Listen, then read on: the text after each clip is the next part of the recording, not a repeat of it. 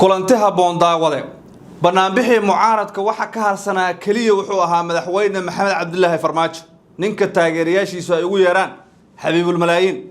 isaguna ugu dambeyn uu ku soo biiray waxaana la xaqiijiyay in farmaajo uu diyaar u yahay inuu ka qayb qaato dibadbaxyada dhacaya ka hor 15 May maanta oo 10 May ahayd mucaaradku waa la caburiyay ciidankii ugu badnaa ayaa loo adeegsaday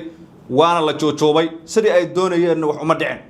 laakiin waxa la yiri waxa ku soo biiraya markan farmaajo oo ahayd awood iyo cudud ka dhinayd mucaaradka haddaba farmaajo dadka muxuu ugu bedelan yahay isagu laftirkiisa war weyn ayuu soo saaray wuxuuna ka tacsiyay dadkii shacabka ahaa ee dawladda madaxweyne xashi maxamuud ay ku dishay daynayla sida uu hadalka u dhigay waan ka xumahay waan cabaareynayaa buu yiri mana aha wax la aqbali karo weerar afka ah ayuuna ku qaaday madaxweyne xashi maxamuud haddaba in farmaajo uu ku soo biiro safka mucaaradka waliba isagoo boorar wata dhahaya dooni meeno xasan sheekh yaray kale maxay ka dhigan tahay waxaan ku hayaa warbixin xasaasiya cabdiraxmaan cabshakuur warsame afka ayuu furtay dhowr qodob oo dadka Soomaaliyeed jahawareer ku ahayd ayuu mid ugu sheegay ee shakhsiyada xasan sheekh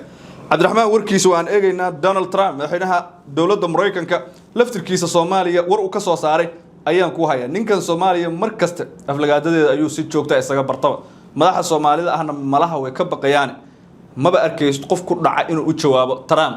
mar kale iyo Trump waxa uu dalkeena ka sheegay ayaan ku hayaa soo dhaw saaxiib hadii aad nagu cusub tahay ku soo biir channelka oo subscribe soo dhig muuqaalka like saar siina share garee waa mahadsan tahay saaxiib waa isniin 12 bisha May 2026 ku soo dhawow mowduuceenan hagaag madaxweynihii hore ee Jamhuuriyadda Federaalka ee Soomaaliya maxamed cabdullaahi farmaajo waa madaxweynihii Jamhuuriyadda sagaalaad sidoo kalena ah nin shacbiyad badan leh dadka Soomaaliyeed ee isaga taageersanna ay ugu yeeraan xabiibul malaayiin oo ay ula jeedaan in uu yahay nin malaayiin shacab xabiib u ah ama aad ugu dhow ama ay jecel yihiinba oo xitaa loo dhisay guri wax aan Afrika ka dhicin isaga sameeyay sida ay iyagu markaas aaminsan yihiin farmaajo waxa la yiri safka mucaaradka ayuu si cad ugu soo biiray isaga oo diyaar u ah wax kasta oo lagu ridayo dawladda madaxweyne xashi maxamuud kolkii hore waxa xusid mudnayd in farmaajo si rasmi ah uusan mucaaradku ugu jirin shirarkooda ka qayb galeen dibadbaxyadooda isagoo ku jirin waraaqahay soo saarayaan saxiixooda ku jirin oo ahaa mucaarad duurgal ah si isaga keligii markaasi u dagaalamayay oo gees u jiray laakiin hadda waxa la yiri safka mucaaradka ayuu toos ugu soo biirayaa waxaana muuqanaysa in madaxweyne xashi maxamuud markan faylasha la jarayo meelaha ugu adag in la qabanayo ay u muuqanaysaa mar hadii cududii markaasi mucaaradku ay midooday waxaase sheekada xiisad u sii yeelaya in madaxweyne farmaajo uu markaasi wax u muuqda hanjabaad iyo abaabul ciidan iyo sidoo kale muwaadiniinta in la gumeysanayo uu ku sheegay war uu soo saaray oo ciwaan uga dhigay tacsi laakiin kulul farmaajo wuxuu yiri waxaan tacsi murugale u dirayaa ehelada iyo qoysaska dadkii ku naf waayay deedbaxyadii nabadeed ee shacabka Soomaaliyeed ay kaga soo horjeesteen dhulboobka iyo barakicinta arxan darrada ah ee dawladda madaxweyne xashi maxamuud ay kula kacayso shacabka ku dhaqan Muqdisho intaanba waa naar baa la yiri waa wax kulul dhulboobka iyo barakicinta arxan darrada ah ee dawladda xasan sheekh eragaas ayuu adeegsaday waxaana la yiri farmaajo wax u haray oo u dambeeya markan ma jiro dagaalkana si toos ah ayuu ugu soo biiray baa leeyahay abaabulka ciidan ee dawladda madaxweyne xasan sheekh maxamuud ay ku wajahday muwaadiniinta gudanayay xuquuqdooda dastuuriga ah ee dibadbaxa nabadeed waxa ay muujinaysaa halista madaxweynaha uu mudaxileedkiisu sharciga ku egyahay 15 May uu ku wado dalka iyo dadka Soomaaliyeed ayuu yiri warkiisu waa cadaysay 10 May 11 May la sii maraya dabcan wuxuu yiri 4 maalmood u harsan 15 May anuu ila mid noqonaya Shariif Cabdiqaasin iyo madaxdii hore ee wadankan waana madaxweyne hore waqtigiisa sharciga aana uu dhamaaday wuxuu yiri waxay cadeynaysaa dalka iyo dadka Soomaaliyeed halka ay u wadaan ugu dambeyn farmaajo waxa uu yiri waxaan caafimaad degdeg ah alla uga bareeyaa dhammaan dhalinyarada iyo muwaadiniinta ay soo gaareen dhaawacyada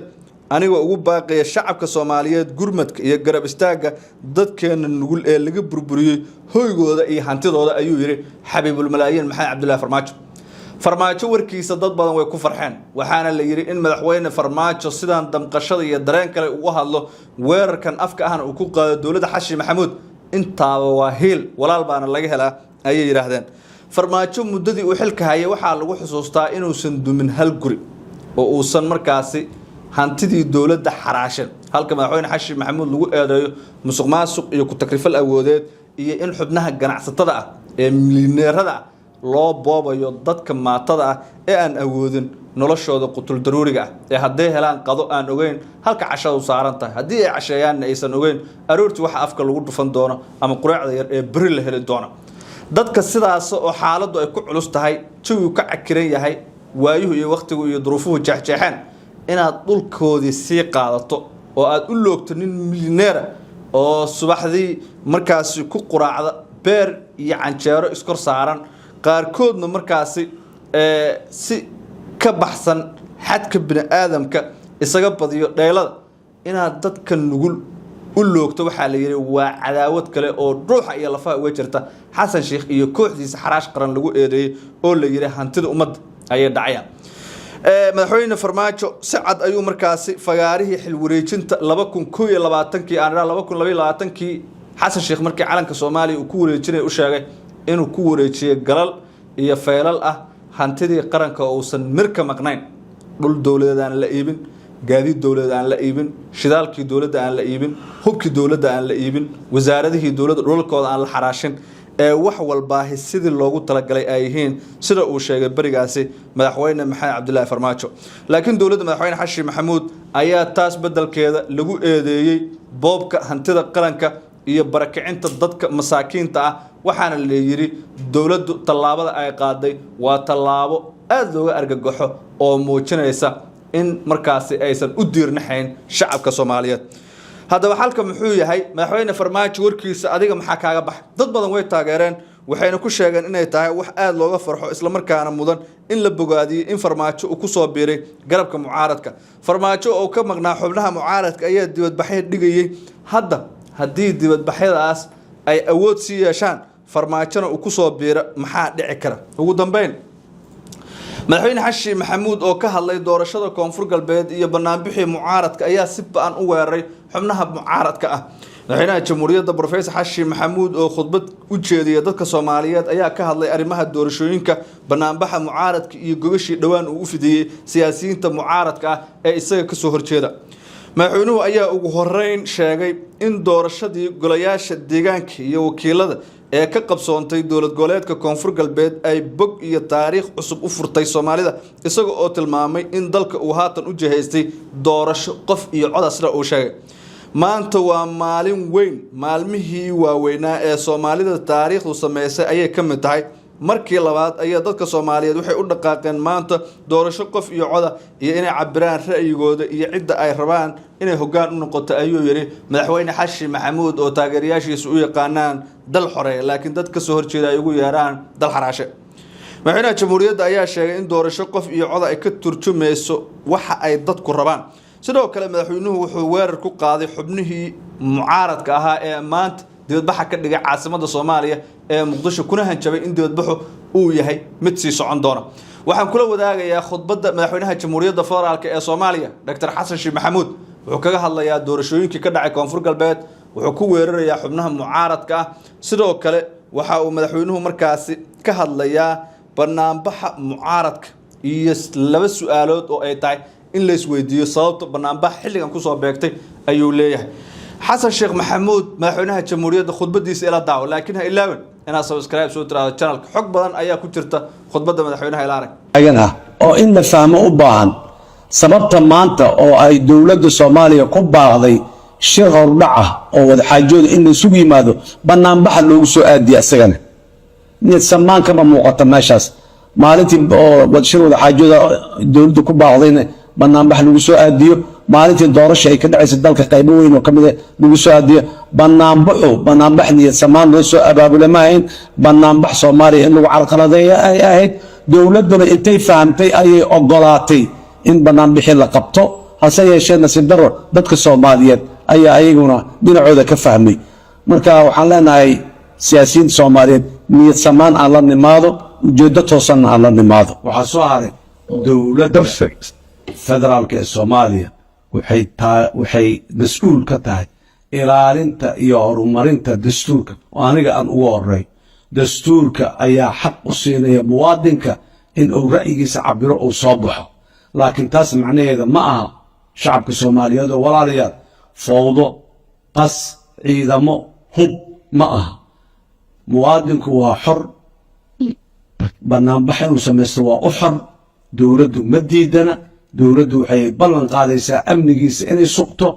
in aan la qashqashaadin inaan la waxayn laakiin waxaan rabnaa dadka aan ujeeddadu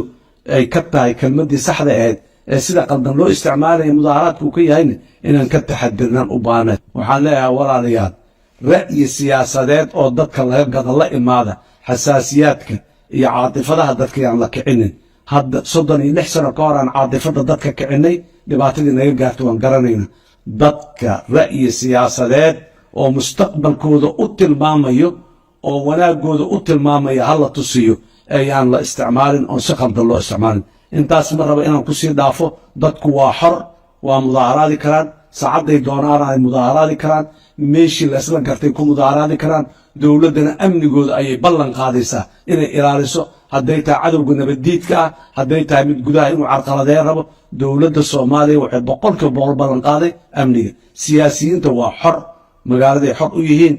banaanbaxay xor u yihiin inay ka hadlaan oo dadka hor istaagaan ay ra'yigooda siyaasiga u sheegaan ayay xor u yihiin marna dowladdu kama soo horjeedo mana diidana laakiin yaanu noqonin banaanbaxa meel ay abeesooyinka iyo qaabdarooyinka dadka ay ugu soo dhexgabadaan ayayna naqanin banaanbaxa waxaa mamnuuc ka ah hub waxaa mamnuuc ka ah in lasoo hubeeyo oo dad hubaysan socdan la yiraahdo banaanbaxay qayb ka yihiin ama banaanbaxay ilaalinayaan banaanbaxa dowladda Soomaaliya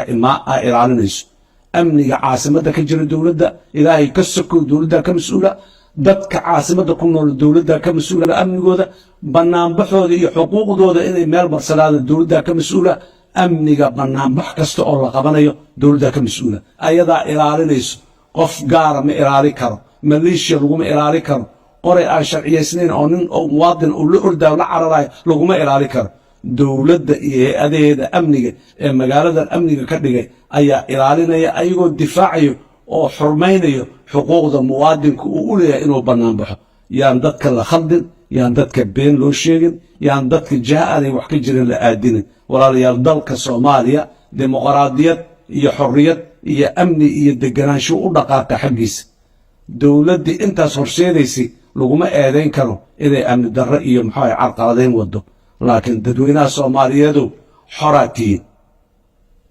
banaanbaxad xor u tihiin codkiina xor u tihiin inaad doorataan cidda iyo hogaaminaysaad xor u tihiin ajandaha dowladda ay leedahay kaas waay mid ka duwan ma aha dadka kalsooni ka waayey ee waxa inay carqaladeeyaan rababa hor taagan ciidamada amniga ah duurka iyo miyiga iyo baadiyaha maraya oo socda oo diidaya in la carqaladeeyo ayaan aad iyo aad u bogaadinaya ayagana waxaan leeyahay shaqadiinnii iyo waajibkii laydin igmaday ayaad si fiican oo wanaagsan aad u qabateen guulaysta waxaan leeyahay oo kale Soomaaliya jihadaasi aaday dadka Soomaaliyeedna waxaan u tilmaamaynaa waa jihadaas waa mustaqbalkooda dhalinyarada Soomaaliyeed boqolkiiba 70 dadweynaha ka ah mustaqbalkiinu meeshaasuu jira ra'yigaaga inaad meel la tagto jira adiga inaad xor tahay oo waxa aad kula tahay inaad cabiratid jira adiga inaad xor tahay oo qofka aad doonto aad doorato adiga aan lagu doorin ayaa mustaqbalkaagu jira adiga inaad xor tahay oo aad isu soo sharaxi karto hal lay doorto ana dadka maslaxad u haye aad dhihi karto ayore yaan lagu isticmaalin adiga ra'yigaaga iyo awooddaada iyo caqliga aad leedahay isticmaal dhalinyaro waa halkaas halka fursadeena mustaqbalka ay jirto waxaan rabaa inaan sidoo kale aan soo qaado magaalada Muqdisho waxaa looga dhawaaqay banaanbax maanta inuu dhacaa horta marka koowaad banaanbaxa maanta in lagu soo aadiyo ayadoo dalka meel ka mid ah doorasho aad iyo aad u ballaaran ay ka dhacaysahay su'aalay leedahay maxaa maanta loogu soo aadiyey oo ay doorasho ka socoto dalka waa su'aalay leedahay waxaa iyadana su'aal meesha taagan ah oo in la fahmo u baahan sababta maanta oo ay dowladda Soomaaliya ku baaqday shir hordhac ah oo wadaxaajooda in la isugu yimaado banaanbaxa loogu soo aadiyo asagana niyad samaan kama muuqata meeshaas maalintii oo shir wadaxaajooda dowladda ku baaqdayna banaanbax lagu soo aadiyo maalintii doorasho ay ka dhacaysa dalka qaybo weyn oo kamid ah lagu soo aadiyo banaanbax niyad samaan loo soo abaabulay ma ahayn banaanbax Soomaaliya in lagu carqaladeeyo ay ahayd dowladuna intay fahamtay ayay ogolaatay in banaanbixi la qabto hase yeeshee nasiib darro dadka Soomaaliyeed ayaa ayaguna dhinacooda ka fahmay marka waxaan leenahay siyaasiyiinta Soomaaliyeed niyad samaan aan la nimaado ujeedo toosan aan la nimaado waxaa soo haray dowladda federaalka ee Soomaaliya waxay mas'uul ka tahay ilaalinta iyo horumarinta dastuurka oo aniga aan ugu horeey dastuurka ayaa xaq u siinaya muwaadinka in uu ra'yigiisa cabiro oo soo baxo laakiin taas macnaheedu ma aha shacabka Soomaaliyeed oo walaalayaal fowdo qas ciidamo hub ma aha muwaadinku waa xor banaanbax inuu samaysto waa u xor dowladdu ma diidana dowladdu waxay ballan qaadaysaa amnigiisa inay sugto in aan la qashqashaadin inaan la waxayn laakiin waxaan rabnaa dadka aan ujeedadu ay ka tahay kelmaddii saxda ahayd ee sida qaldan loo isticmaalaya mudaaharaadka uu ka yahayna inaan ka taxadirnaan u baahnayn waxaan leeyahay walaalayaal ra'yi siyaasadeed oo dadka laga gada la imaada xasaasiyaadka iyo caatifadaha dadka aan la kicinin hadda 36 sano ka hor aan caatifada dadka kicinay dhibaatadii naga gaartay waan garanayna dadka ra'yi siyaasadeed oo mustaqbalkooda u tilmaamayo oo wanaagooda u tilmaamaya hala tusiyo ayaan la isticmaalin oo si qaldan loo isticmaalin intaas ma raba inaan ku sii dhaafo dadku waa xor waa mudaaharaadi karaan saacaday doonaan ay mudaaharaadi karaan meeshii la isla gartay ku mudaaharaadi karaan dowladana amnigooda ayay ballan qaadaysaa inay ilaaliso hadday tahay cadowga nabaddiidka ah hadday tahay mid gudaha inuu carqaladeyn rabo dowladda Soomaaliya waxay 100% ballan qaaday amniga siyaasiyiinta waa xor magaaladay xor u yihiin banaanbaxay xor u yihiin inay ka hadlaan dadka hor istaagaan ay ra'yigooda siyaasiga u sheegaan ayay xor u yihiin marna dowladdu kama soo horjeedo mana diidana laakiin yaanu noqonin banaanbaxa meel ay abeesooyinka iyo qaabdarooyinka dadka ay ugu soo dhaxgabadaan ayayna naqanin banaanbaxa waxaa mamnuuc ka ah hub waxaa mamnuuc ka ah in la soo hubeeyo oo dad hubaysan socdan yiraahdo banaanbaxay qayb ka yihiin ama banaanbaxay ilaalinayaan banaanbaxa dowladda Soomaaliya ay ilaalinayso amniga caasimadda ka jira dowladda ilaahay ka sokow dowladda ka mas'uula dadka caasimadda ku nool dowladda ka mas'uula amnigooda banaanbaxooda iyo xuquuq